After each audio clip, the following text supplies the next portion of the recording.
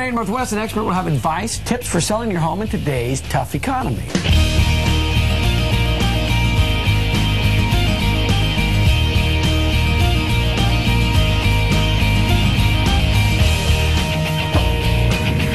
All right, coming up next, find out what you need to know to sell your home in today's economy.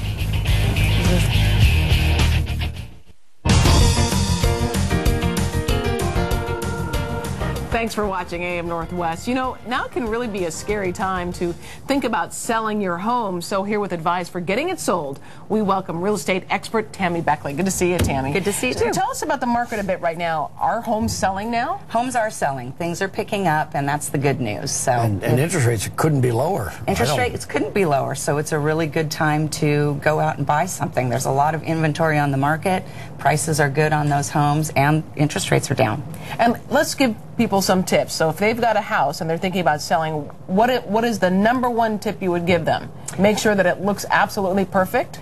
That's one of them, for sure. And those are the kind of homes that are selling right now, or the little cream puff homes that are on the block. When you're driving down the block and you see that one home that's really been well cared for, and the landscaping looks great, and the entryway looks perfect, those are the homes that are going to sell. So you need to really take some time and clean your home up and take a little bit of money and get it just right. And starting with the yard is what I'm hearing you say, right? Make sure the yard's in good shape. And right. Just like they say, the curb appeal is very important. Yeah. And I've got to believe the first impression is like the only time you get. If you don't make a good first impression, they're not going to come back. Right. Like I tell people, you only have one chance to make a good impression. So make it right, have your entryway perfect.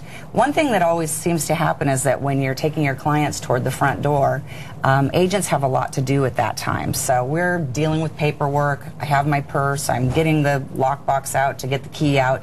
And your clients are just standing there looking around the entryway. Right. And if there's spider webs, or there's paint chipped off your front door, or there's weeds around there, they're just standing there looking at that stuff. You know, I remember when my wife and I were looking for a home, and we would go to a house that was just new on the market, and it had not really been made ready. And then we would go back later, and it had been gone over. Up, yeah. But in our minds, when we saw it the second time, it's like, oh, well, they've fixed these things up. But you still keep that first image in your head. Yeah, you can't go back. So what are the suggestions is neutralize the home. What do you mean by that? Well, neutralizing the home, I think a good example is that there was a couple that I was working with that had some little children, and they had given me some criteria as to what kind of home they wanted.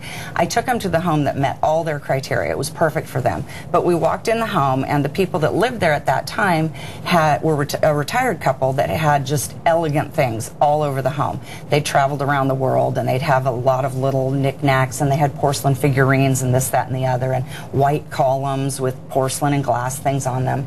And even though the home was perfect for this family, they couldn't get that elegant feel. They couldn't get past it. They couldn't get past it. People don't have as much of a vision as you would think. So if the sellers had moved out and taken everything out, that house would have been absolutely perfect for this family. But we walked away from it, and it wasn't for them. I don't know if this is a rule, but it seems to me that you've got to depersonalize it to the point that you don't know who really lives there. A little bit. You can't. I remember walking to a house that was for sale, and they had huge family portraits. I'm thinking, well, who's going to imagine themselves there now that I know that this family lives there? I can't see that we're going to live there. It's true. And even, you know, it's hard for sellers because you're having to take down all your children's pictures and all that kind of thing. And, you know, your son lives in his room that's painted navy blue with basketball trim on wallpaper trim or whatever, and you've got to get rid of that. You really do. Yeah, and if you have something that you call the clown room, get rid of it. Right. Yeah. Get rid of the sponge-painted bathroom from 10 years ago. Get rid of that stuff. Having sold our house last year, one of the toughest things, I think, especially for the wives, is always be show-ready. Yes. You know? Yes. It is difficult, but it's important because that's an excellent marketing moment for an agent is when you first open the door. Yeah. And if you're standing there and none of the lights are on and the drapes are closed and all of that, and you walk in and there's 10 light switches to your right and you're fiddling with them and turning on the entryway light or the hall light and all of that, you've missed that moment with your clients. That is an excellent selling opportunity moment. So make sure it smells good. It smells good. Yeah. Leave some windows open. Have some soft music playing in the background, but lights on in every room, even the bathrooms, even the pantry, every room. Do all that. And then pricing is obviously very, very important. How do you know you've got the right price? Well, you really have to work with your agent on that, and your agent should take the time to do the research to make sure that you're priced very competitively.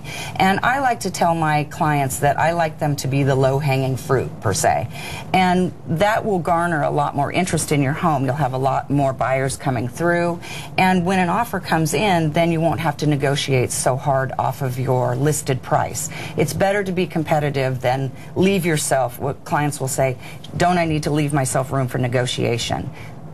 You do. There's some negotiation that needs to happen, but it's better to be priced competitively and then stick closer to your listed price. Well, and chances are, if you overprice it to begin with, again, the first impression is they tried to get too much for it, and people may not ever take a second look, even if you lower the price. And then at that point, you may look desperate to buyers. You do, and because it's also probably a year later at that point, so that's tough. One of the last thing you say is don't let an agent buy your listing, and I don't know what that means exactly. Okay, what that means is a lot of times people will interview 3 or 4 agents, and agents will come in, and there are some out there that will give you an overinflated price just because they want the listing.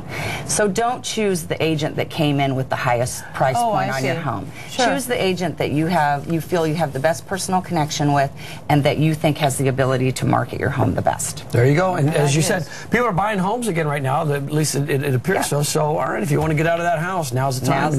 Now you know what to do. Yeah, Thanks for coming in today. We much. appreciate it.